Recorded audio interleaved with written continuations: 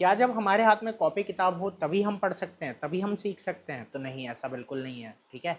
हम बिना कॉपी किताब के भी सीख सकते हैं और बहुत अच्छा सीख सकते हैं। तो बस यही सोच मन में रख के आपके लिए मैंने ये सीरीज़ चालू की है जिसका नाम है बिना कॉपी किताब की पढ़ाई। इसमें ना हम कॉपी उठाएंगे, ना किताब, ना पेन, कुछ नहीं, बस सिंपली कुछ बातें करेंगे और आपको बहुत कुछ सीखने को मिलेगा। तो बस चालू करते हैं आज की कहानी।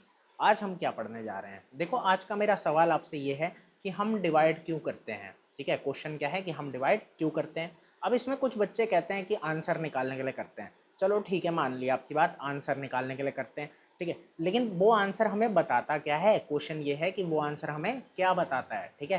तो ये यकीन मानो कि दो बातें बताता है। कितनी बातें? दो, ठीक है। अब बात यही आती है कि क्या दोनों बातें आपको पता है कि वो दो बातें क्या है? तो चलो देखते हैं, ठीक है। मैं बताता हूँ और फिर आप मुझे बताना कि वो दोनों बातें आपको पता थी या नहीं पता थी। देखो, वो बताने से पहले एक बात है। देखो, डिवाइड हम करते कब हैं और क्यों है? देखो, डिवाइड का मतलब ही है बराबर हिस्से करना। जब भी हमें बराबर हिस्से करने होते हैं, जब भी हमें बराबर हिस्से करने होते हैं तो हम क्या करते हैं?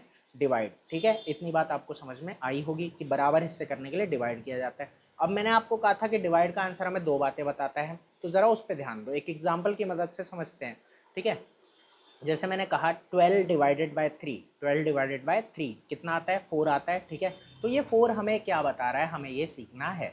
तो देखो, अब ज़रा समझना, यहाँ दो केस लेंगे हम, ठीक है। जैसे 12 डिवाइडेड बाय 3 अगर 4 है ना, तो मैंने आपसे कहा मान लो आपके पास 12 मिठाइयाँ हैं, ठीक है, 12 पीस है मिठाई की, ठीक है। उसको क्या करना है आपको?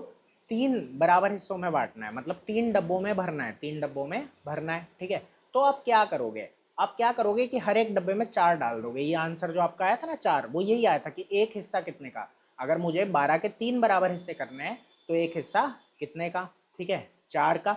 तो हर एक डब्बे में क्या डालोगे? 4 4 मिठाई डाल दोगे, ठीक है। एक तो मतलब ये निकल के आया, ठीक है। अब ज़रा अगली बात समझना, मैं क्या कह रहा हूँ। दूसरे केस में आपके पास 12 मिठाइयाँ हैं, ठीक है, और मैंने आपको कुछ डब्बे दे दिए, ठीक है। और उन सभी डब्बों में, मतलब हर एक डब्बे में आपको 3 3 मिठाई भरनी है, ठीक है। 3 3 मिठाई भरनी है, तो बताओ आप कितने डब्बे भर सकते हो?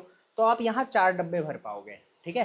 तो यहाँ एक मतलब ये भी आया कि 3 3 की कितने मिठाई, ठीक है, 3 3 के कितने हिस्से 12 में है, 3 3 के कितने हिस्से 12 में है।